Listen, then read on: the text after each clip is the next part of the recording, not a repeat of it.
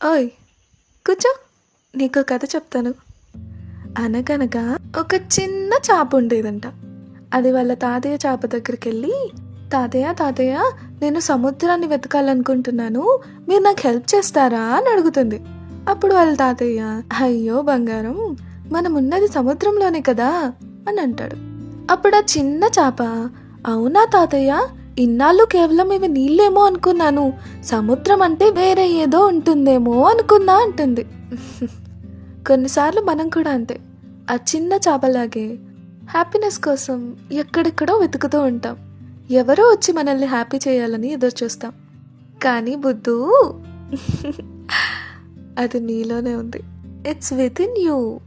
నీ చుట్టూ కాదు నాన్న, కాస్త నీ దగ్గర ఏముందో కూడా గమనించు. Only you can make your self happy.